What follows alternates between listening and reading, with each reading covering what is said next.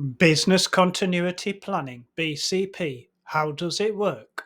BCP consists of 4 phases, the first being project scope and planning. This phase consists of 4 separate steps. The first step being a business organization analysis, which is designed to identify the missing critical business functions.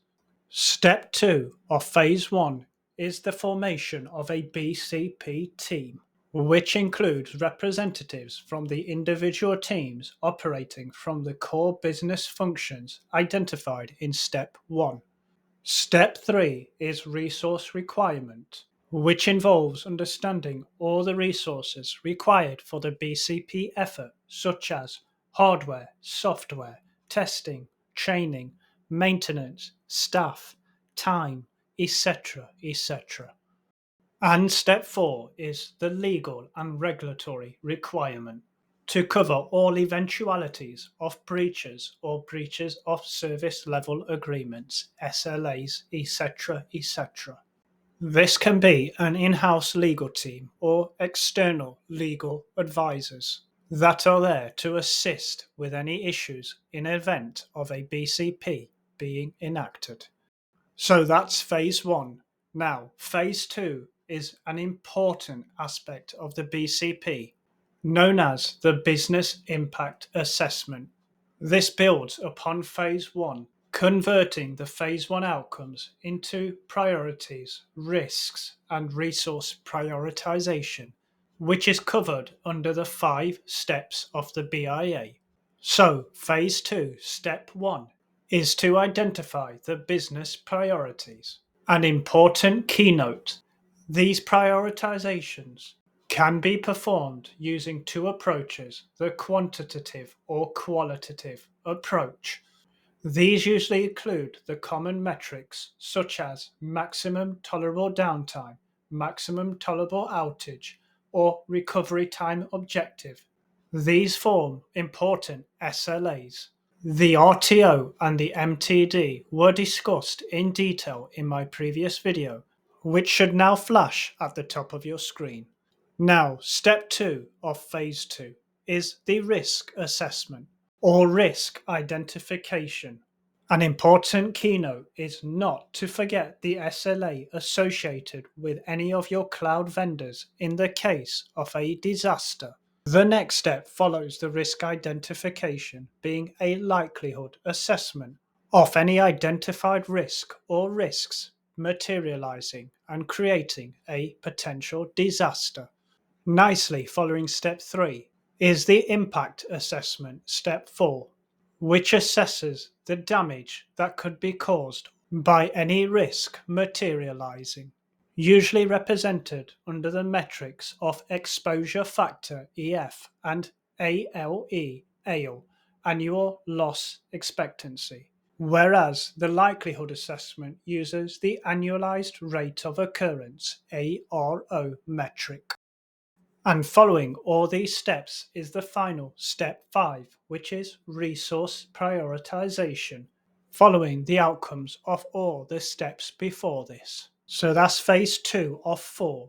Now phase 3 is known as continuity planning, which acts as a bridge between phase 2 BIA and phase 3 continuity planning.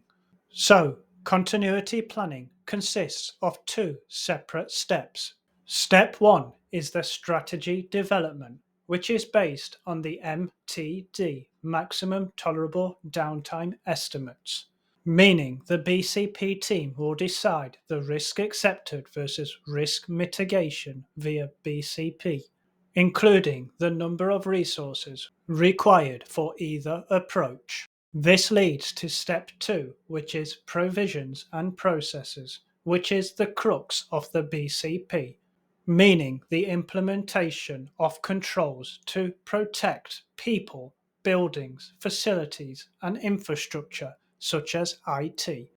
And now the final phase 4, which is planning, approval, and implementation of the entire end-to-end BCP plan. This consists of 3 steps. Step 1 being plan approval, step 2 being plan implementation, and step 3 being training and education and/or awareness. Awareness should be provided to all individuals in the organization, and those with specific roles, such as first responders and senior executives, should also receive detailed role-specific BCP training.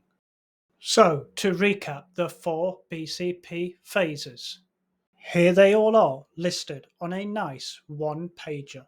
Feel free to pause and review this important slide to ensure you are fully understood all 4 stages and their associated sub-steps in the creation of a business continuity plan.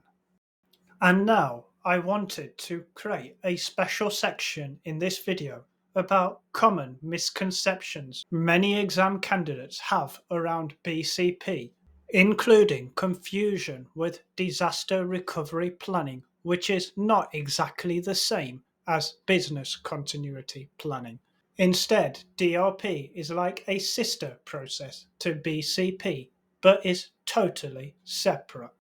To further help illustrate the ultimate goal of business continuity planning, it is to prevent business interruption from potential disasters such as flooding, tornadoes, fires, volcanoes, etc., etc.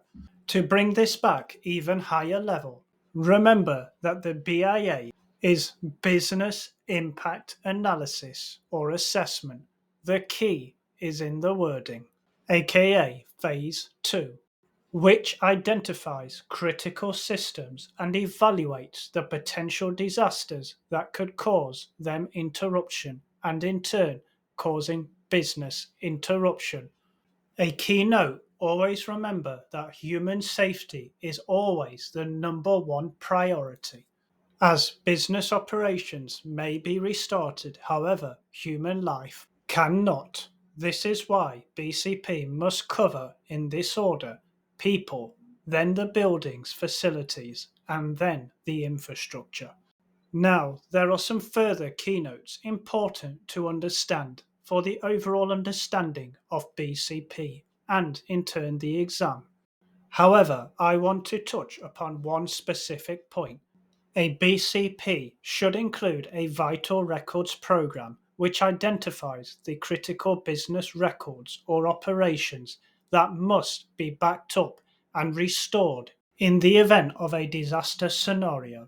A BCP plan outlines the importance of a backup strategy, and it may also recommend using fault tolerance such as redundant array of independent disks, aka RAID. An important technical note, RAID is not a backup, it is a form of storage redundancy or fault tolerance. Please refer back to my series of videos on RAID, which I have now linked on the screen. And one last important note, BCP does not involve restoring backups or relocating sites. That is the job of disaster recovery planning. Whereas BCP simply states that backups must be taken. If you wish to learn more about the recovery and relocation involved in the event of a disaster, this is covered in the next video around disaster recovery planning, linked at the end screen of this video. I hope you enjoyed today's content.